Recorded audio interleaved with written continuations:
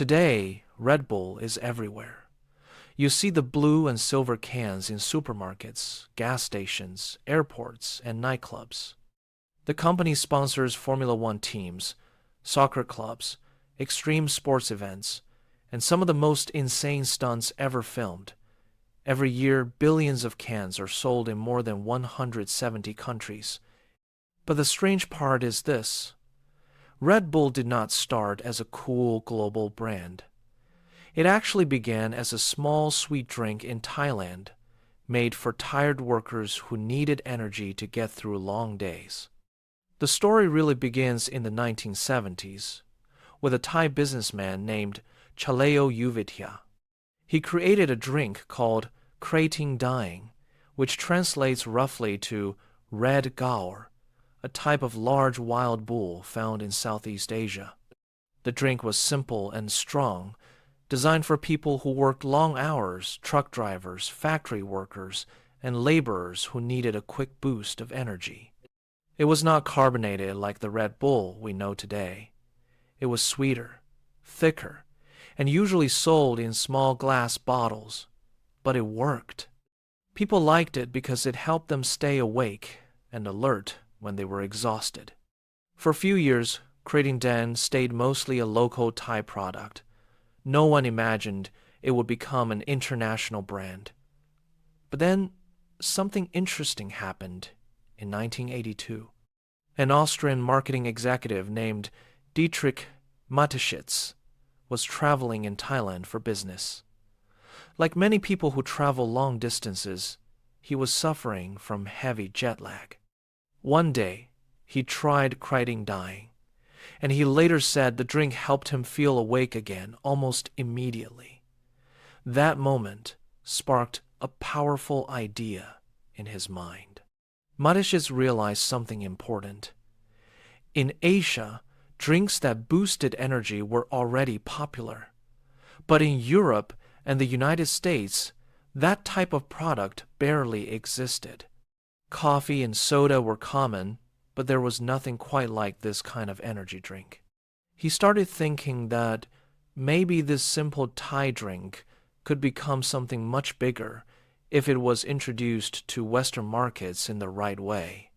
Instead of copying the drink and leaving Thailand, Mateschitz decided to partner with the man who created it.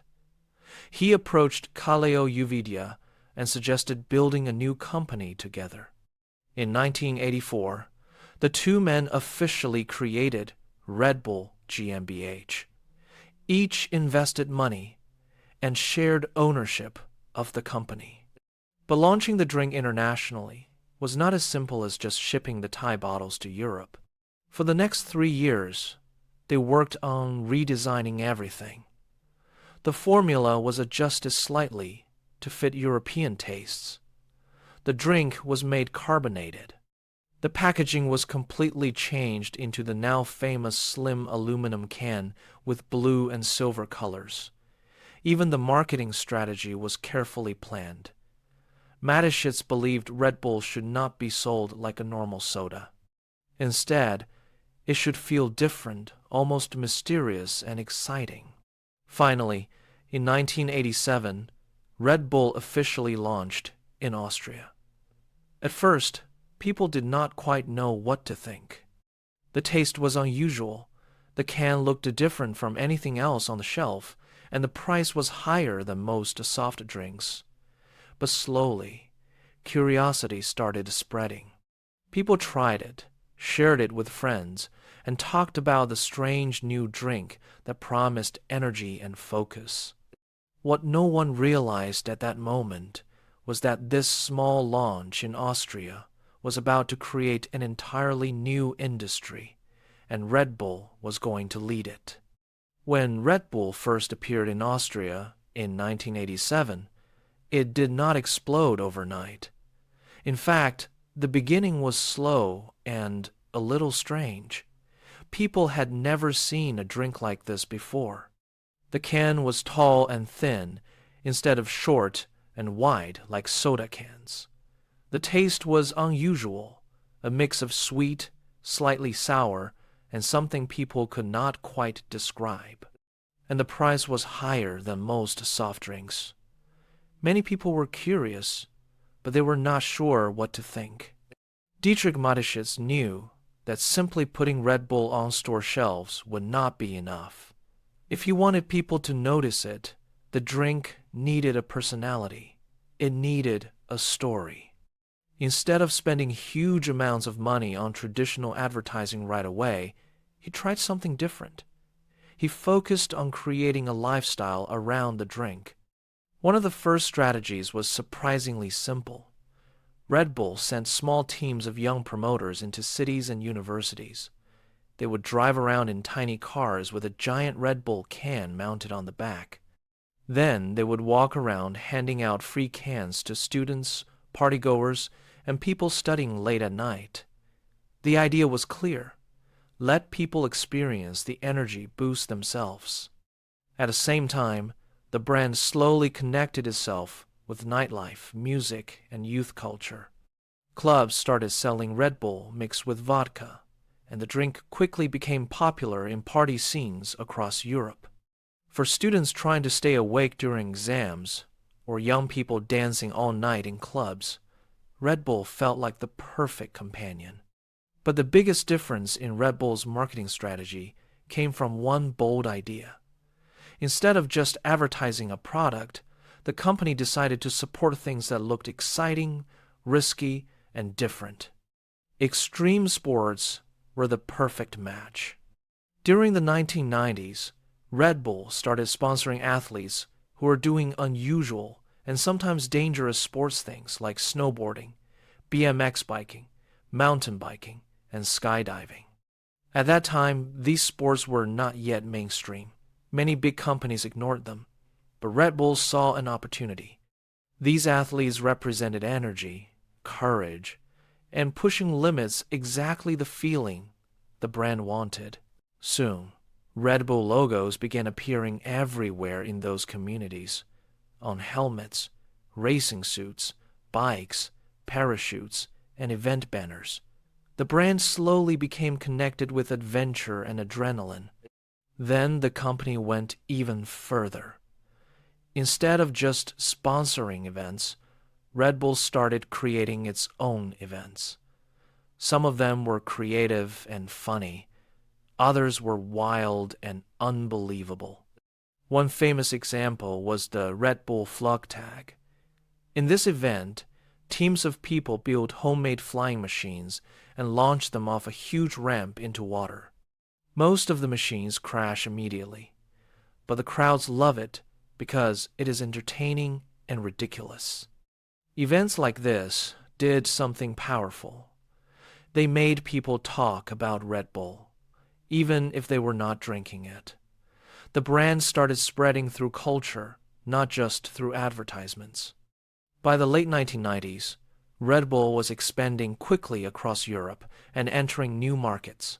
The United States, one of the biggest beverage markets in the world, was the next big challenge.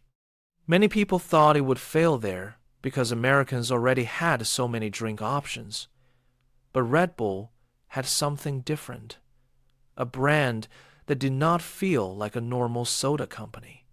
And soon, the company would prove just how powerful that idea really was. By the time Red Bull entered the United States in the late 1990s, the company had already proven that its strange marketing style worked. But America was different. It was one of the most competitive beverage markets in the world. Giant companies like Coca-Cola and Pepsi had dominated the shelves for decades. A small Austrian brand with a weird taste and a tiny can did not look like a serious competitor. But Red Bull never tried to compete the traditional way. Instead of fighting for space in supermarkets first, the company focused on places where people needed energy the most: nightclubs, bars, universities, and music events. In many cities, the first place people saw Red Bull was in a nightclub mixed with vodka. Bartenders loved it because it kept people energetic. Partygoers loved it because it helped them stay awake all night. Slowly, the drink started spreading through word of mouth. Students used it while studying late for exams. DJs and musicians drank it during long nights of work. Athletes used it before training. Because the cans were small and easy to carry, people could drink them quickly for a fast energy boost. At the same time, Red Bull kept expanding its connection with sports and adventure. The company wasn't just sponsoring athletes anymore. It was building entire teams and organizations. One of the most famous examples is Formula One racing. In 2004, Red Bull made a surprising move. Instead of just putting its logo on cars, the company bought a Formula One team. A year later, it bought another team. Suddenly, an energy drink company was competing directly in one of the most expensive and high-tech sports in the world. Many people thought the idea was crazy. But over time, the teams improved, and eventually Red Bull Racing became one of the most successful teams in Formula One. Drivers like Sebastian Vettel and later Max Verstappen helped bring world championships to the brand. Every race weekend, millions of fans saw the Red Bull logo speeding around the track. And Formula One was only one part of the strategy. Red Bull also bought soccer clubs in different countries, including teams in Austria, Germany, Brazil, and the United States. They supported athletes in surfing, skateboarding, snowboarding, and dozens of other sports. They even created their own media company, producing documentaries, videos, and live broadcasts of their events. By this point, Red Bull was no longer just a drink company. It had become a global entertainment and sports brand. The numbers showed just how big the company had become. Every year, billions of cans were sold around the world. The drink was available in more than 170 countries. And despite competition from many new energy drink brands, Red Bull remained the leader in the category it had helped create. But if people thought Red Bull had already done everything possible in marketing, they were about to see something even more unbelievable. Because in 2012, the company decided to sponsor one of the most extreme stunts in human history, a jump from the edge of space. By the early 2010s, Red Bull was already one of the most recognizable brands in the world. The drink was sold almost everywhere, and the company had connected itself with extreme sports, racing, music, and adventure. But Red Bull always believed in doing things bigger and bolder than normal advertising. Instead of just placing ads on television, they wanted to create moments that people would never forget. That idea led to one of the most incredible projects ever attempted by a company. In 2012, Red Bull announced a mission called Red Bull Stratos. The plan sounded almost impossible. A professional skydiver named Felix Baumgartner would ride a giant helium balloon high into the stratosphere, nearly 39 kilometers, or about 24 miles above Earth. From that extreme height, he would jump back down to the planet.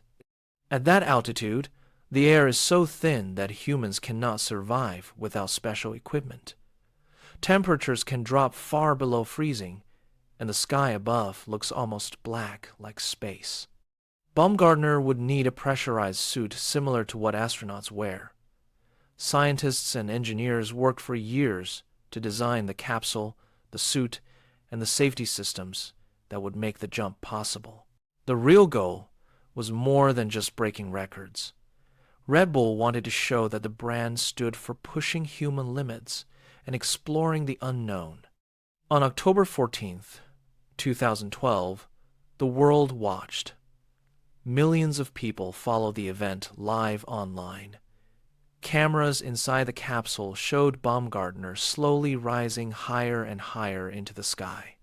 As the balloon climbed, the earth below began to curve, and the blue atmosphere faded into darkness. After more than 2 hours, the capsule reached its target altitude. Baumgartner opened the door and stepped out onto a small platform. Below him was the entire planet, stretching far into the distance.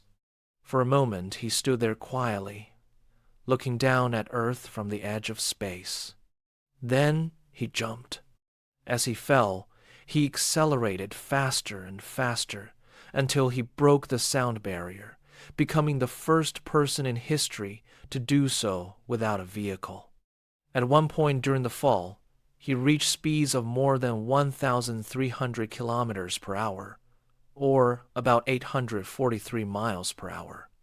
After several minutes of free fall, he deployed his parachute and landed safely in the desert of New Mexico.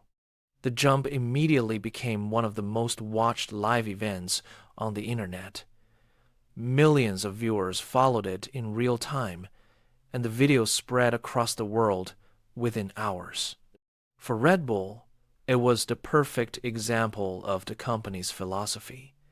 Instead of simply telling people that the brand represents energy and adventure, they showed it in a way no one could ignore. Today, Red Bull sells over 12 billion cans every year, and the brand continues to grow around the world. The company still supports athletes, creates events, produces films, and pushes the limits of what marketing can be.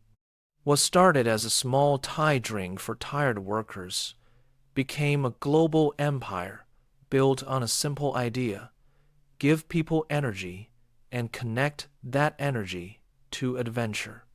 And in many ways, that idea is still flying, just like the man who once jumped from the edge of space.